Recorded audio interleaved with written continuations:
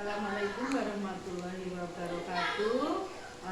Saya Erna Juniati, calon guru penggerak angkatan 10 dari Kabupaten Madiun. Hari ini saya akan mengadakan pra-observasi dibantu dengan teman saya Bu Siska. Demikian akan saya lanjutkan. Terima kasih. Selamat pagi Bu Siska. Selamat pagi Bu Erna. Iya, Assalamualaikum warahmatullahi wabarakatuh. Waalaikumsalam warahmatullahi wabarakatuh. Gimana kabarnya hari ini? Alhamdulillah sehat. Jenengan pripun? Ya, alhamdulillah sehat. Ya. Terima kasih Bu Siska atas kesediaan penjenengan untuk melakukan observasi dalam pembelajaran penjenengan. Semoga kegiatan kita ini nanti bermanfaat buat penjenengan. Ya. Nah, pra-observasi ini dilakukan untuk supervisi akademik, ya. Untuk memberikan memenuhi tugas penjenengan mengajar. Mungkin ada kekurangan atau apa ya kesulitan, nanti kita bisa lihat dari sini. Nah, jadi tujuannya seperti itu. Nah, untuk itu jadi nanti kita akan mengadakan observasi ya Bu ya. Jadi dari situ tujuan yang pembelajaran yang ingin dicapai Bu Siska apa ya kira-kira? Oh iya, sebelumnya saya sampaikan dulu ya. Di sini saya mengampu kelas 6. Oh iya. Ya, jadi untuk observasi nanti saya mengambil mata pelajaran pendidikan Pancasila. Kalau yang dulu kan biasanya kita mengenal pendidikan kewarganegaraan. Kalau sekarang karena kita sudah ikut UMER, pendidikan kewarganegaraan ini diubah namanya, sama seperti pendidikan kewarganegaraan, cuma sekarang pengenalannya pendidikan Pancasila. Jadi saya ngambil mata pelajaran pendidikan Pancasila. Untuk materinya itu tentang pengamalan Pancasila dalam masyarakat. Oh ya, tujuan yang ingin dicapai apa kira-kira dari pembelajaran tersebut? Ya, tujuannya ini menjelaskan keterkaitan antara sila-sila Pancasila dalam kehidupan sehari-hari dalam masyarakat. Itu tujuan pembelajaran yang ingin saya sampaikan ke peserta didik. Yang kedua mungkin ada lagi tujuannya? Cukup itu mungkin menurut saya tujuannya untuk menyampaikan sila-sila. Terlebih karena anak-anak itu masih bingung, masih kebolak-balik gitu loh Bu. Pengamalan sila ketiga, keempat, kelima itu masih bingung yang anak-anak itu di luar kepala ya, pasti pengamalan sila pertama itu saja, yang lainnya itu masih kebolak-balik. Makanya saya ingin lebih memperdalam pemahaman mereka tentang contoh pengamalan sila terhadap contoh pengamalan sila Pancasila dalam masyarakat. Jadi memberikan biar lebih tahu gitu ya. Lebih tahu, lebih paham. Seperti ya. Terima kasih. Dan area pengembangan yang ingin dicapai apa ya kira-kira? Area pengembangan murid akan lebih apa gitu? Oh iya. Di sini saya menekankan keterampilan. Keterampilan di sini nanti saat kita observasi, saya meminta anak-anak menggunakan metode wawancara. Jadi mereka mewawancarai teman mereka sendiri. Jadi narasumbernya teman mereka sendiri. Jadi setahu mereka apa yang dimaksud sila Pancasila, bagaimana penerapannya itu setahu mereka menjawabnya. Jadi nanti kita gabung, kita samakan persepsi, kita cari ternyata pengamalan sila yang betul, yang benar tuh ini. Jadi mindset mereka yang dulu itu bisa lebih disatukan gitu loh Bu, dari beberapa siswa. Jadi seperti itu nanti ada pengembangannya. Jadi akan dilakukan wawancara seperti itu ya, dengan teman sebaya. Iya, dengan teman sebaya nanti wawancaranya, sesama teman satu kelas gitu. Ya bagus sekali itu Bu. Nah, kira-kira model pembelajarannya apa ya yang akan dilakukan pada siswa nantinya? Oke, untuk model saya mengambil problem based learning gitu. Jadi saya memberikan masalah kayak tadi kan saya suruh wawancara kan, yang diwawancarai berarti kan kita memberikan suatu persoalan kepada narasumber yang siswa itu, sedangkan yang tanya itu kan dia mencari tahu, dia menggali pengetahuan temennya itu seperti apa. Jadi nanti bisa ditulis, bisa kita berikan kesimpulan yang betul itu bagaimana. Oke, Tentunya dengan panduan dari guru ya, pastinya itu. Ya. Terima kasih. Nah, sekarang tadi udah model pembelajarannya memakai PBL. Ya. Sekarang strategi yang ingin dikembangkan dari pembelajaran tersebut apa ya? Kira-kira? Kan kita mengenal ada beberapa macam strategi. Oke, untuk strategi kan setahu saya menggunakan proses diferensiasi. Diferensiasi itu kan ada dua, ada konten, proses, dan produk. Kalau di sini saya menggunakan konten karena nanti saat kalau konten itu menurut saya itu kan kita menggunakan media atau alat penghubung untuk menyampaikan materi itu secara elektronik, jadi boleh melalui PowerPoint ataupun kita menghadirkan audio visual seperti speaker gitu. Jadi saya menggunakan yang konten audio. Jadi besok insya Allah saya akan memberikan materi selain dari penjelasan guru, juga kita mengambil sumber dari YouTube, tapi kita tayangkan bukan berupa PowerPoint, bukan. Jadi mereka itu saya fokusnya ke pendengaran mereka, fokus mereka. Jadi saya menggunakan audio. Kadang kan kemampuan murid itu berbeda. Bagaimana dengan murid yang mungkin kira-kira pengetahuannya masih kurang, apa tidak ada yang lain selain konten? Menurut saya selama ini pembelajaran kelas 6 ini selain mereka mendengarkan materi dari satu pintu yaitu guru, saya kebanyakan di kelas 6 itu memang menggunakan audio. Selama pembelajaran menggunakan audio ini sudah berjalan dan setiap anak itu saya memutarkan dari 1-2 kali, maksudnya berkali-kali biar anak yang mungkin mengalami kesulitan atau pengetahuannya atau daya serapnya itu beda dengan temennya itu bisa mengikuti gitu. Jadi misal nanti saat mengerjakan, saat ada tugas itu video tetap saya putar. Biasanya saya seperti itu. Bagus sekali menurut saya itu. Semoga anak-anak bisa lebih tahu dan lebih paham ya. Kalau kita melihat kontennya. Kira-kira waktunya kapan ya kira-kira akan dilakukan ini? Untuk observasinya insya Allah itu saya lakukan besok Bu, hari Selasa. Selasa 10 September jam pertama. Jam pertama. Hari Selasa jam pertama nggih. Nah, untuk sasarannya kelas 6. Kelas 6. Mungkin sampai di sini dulu percakapan pra-observasi kita. Semoga besok bisa berjalan dengan lancar. Terima kasih atas waktunya, Siska. Assalamualaikum warahmatullahi wabarakatuh. Waalaikumsalam warahmatullahi wabarakatuh. Assalamualaikum warahmatullahi wabarakatuh.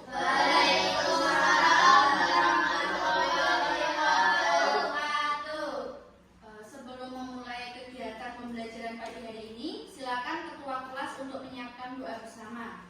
Syabra, memberi salam pada guru. Selamat pagi,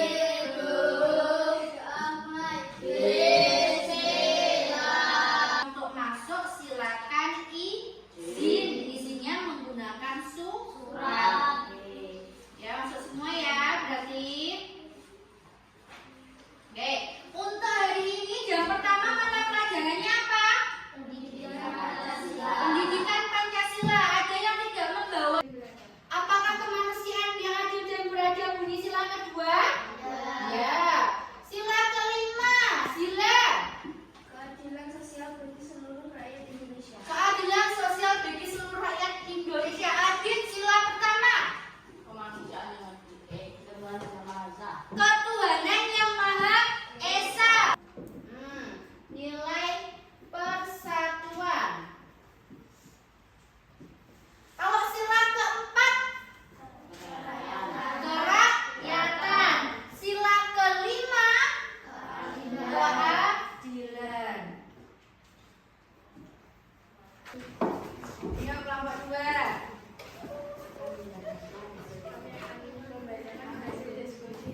Kelompok 2.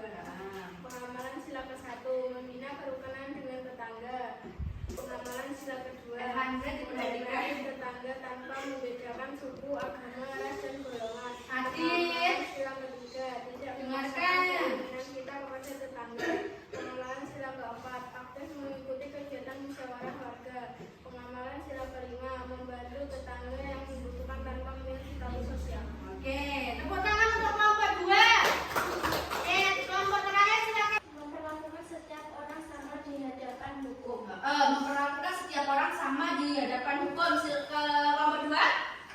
Assalamualaikum warahmatullahi wabarakatuh. Di video kali ini saya akan melakukan pasca observasi bersama dengan Bu Siska. Hasil kemarin melakukan observasi. Terima kasih. Assalamualaikum warahmatullahi wabarakatuh, Bu Siska. Waalaikumsalam warahmatullahi wabarakatuh. Gimana kabarnya hari ini? Alhamdulillah sehat. Setelah melakukan observasi kemarin ya Bu ya, Iya, bagaimana? Oh iya. Di Selasa kemarin ya. Alhamdulillah saat pembelajaran ya, saat belajar waktu observasi berjalan lancar. Tapi perasaan saya sedikit apa ya, maksudnya masih mengganjal gitu ya. Soalnya ada beberapa itu yang di hati saya kok kurang klik gitu. Oh iya iya. Kayak Ya, kurang sempurna gitu. Ada apa dari percakapan ini kita nanti bisa mencari kesimpulan atau mencari itu solusi ya Bu ya.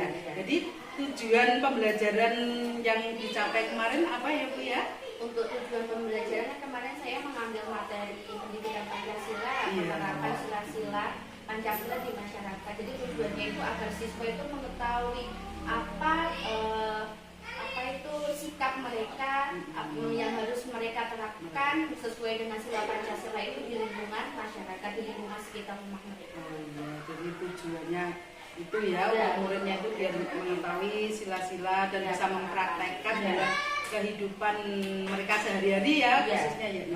Nah, dari observasi kemarin kan saya menunggui ya, gimana perasaannya Bu Siska? Ya karena ada apa ya, pengamat ya istilahnya, ada observatornya, jadi saya sedikit apa ya, grogi gitu. Awal-awal itu merasa grogi karena biasanya itu saya dengan siswa saling bertatap muka, sekarang ada pengamat. Waktu di awal pembelajaran mungkin masih penyesuaian, jadi saya masih merasa grogi, tapi alhamdulillah berjalannya waktu saya bisa menyesuaikan, anak-anak juga fun gitu, ada pengamat, ada guru lain itu bisa kondusif lah pembelajaran. Nah, awalnya grogi tapi lama kelamaan Enjoy, biasa begitu ya. Kalau bisa diceritakan prosesnya kemarin Bu, proses waktu melakukan pembelajaran. Untuk pembelajaran kemarin saya itu mengambil pembelajaran berdiferensiasi proses. Jadi anak-anak itu saat pembelajaran saya putarkan audio. Jadi pembelajaran tidak hanya terfokus pada guru menjelaskan. Jadi kita bantu dengan audio itu supaya menarik perhatian siswa yang biasanya kalau saya itu biasanya itu hanya menjelaskan saja. Ini saya membuatkan bukan membuatkan sih, saya mencarikan video yang relevan dengan materi yang saya ajarkan, itu saya putarkan. Jadi bukan tapi bukan videonya yang saya putarkan, itu audionya. Audionya. Jadi anak-anak itu saya menginginkan fokus anak-anak ke pendengaran. Pendengaran, karena saya amati saat pembelajaran ini anak-anak kalau saya putarkan video itu mereka fokus melihat video, tapi setelah saya tanya, saya kasih umpan balik, itu kok nggak sesuai dengan harapan saya. Saya coba ini pakai audio. Saat pembelajaran itu anak-anak lebih kondusif, anak-anak lebih bisa tertata gitu loh Bu. Jadi anak-anak bisa diam, anak-anak bisa fokus. Saya memakai audio itu. Itu audio. Yang anak mungkin yang sudah mampu ya, kira-kira yang belum mampu, anak-anak yang masih kurang seperti itu bagaimana? Anak-anak yang kurang, jadi video itu saya putarkan berkali-kali, hanya satu kali ulangi ya. Satu kali pemutaran saya tanya sudah paham, ada yang ekspresinya itu ragu, saya putarkan lagi. Jadi selama pembelajaran, untuk pembelajaran ini kan saya buatkan kelompok nih Bu. Jadi satu kelompok saya bagi menjadi 3 kelompok. Saat mereka berkelompok pun video tetap saya putarkan. Ini untuk kalau pendapat saya ini untuk memaksimalkan kemampuan peserta didik yang mungkin dikatakan kurang dari temannya yang lain, seperti itu. Jadi mereka juga melakukan diskusi, dibagi beberapa kelompok ya. Nah, dari prosesnya seperti itu. Terus kira-kira hambatannya apa ya dari pembelajaran kemarin itu? Apa yang dirasakan khusus sekali? Kalau hambatan, kalau dari saya mungkin waktunya Bu, waktunya itu tidak sesuai dengan modul yang saya ajar. Mungkin kalau modul kan memang rencana kita, kadang ada apa panjang pendeknya durasi itu kan juga berpengaruh. Jadi kemarin itu saya ngambilnya jam pertama itu kepotong pembiasaan pagi waktu masuk. Terus saya menyiapkan alat yang akan saya putar itu kan juga memerlukan waktu.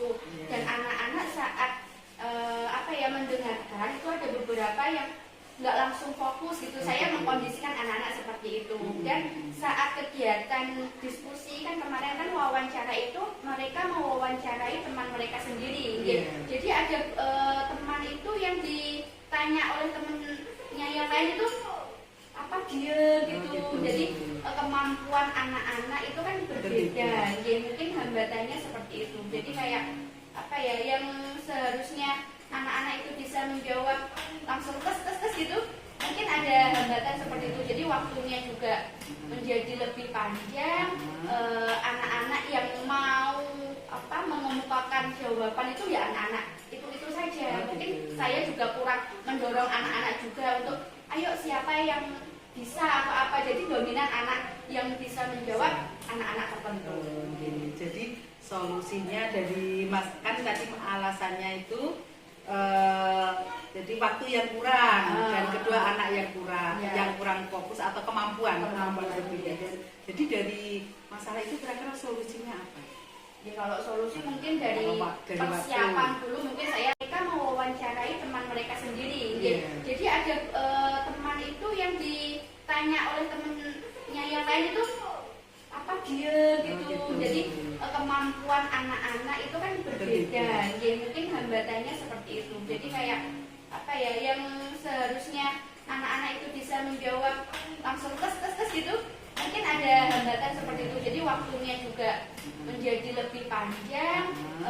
Anak-anak yang mau mengemukakan jawaban itu ya anak-anak itu saja. Mungkin saya juga kurang mendorong anak-anak juga untuk ayo siapa yang bisa apa. Jadi dominan anak yang bisa menjawab anak-anak tertentu.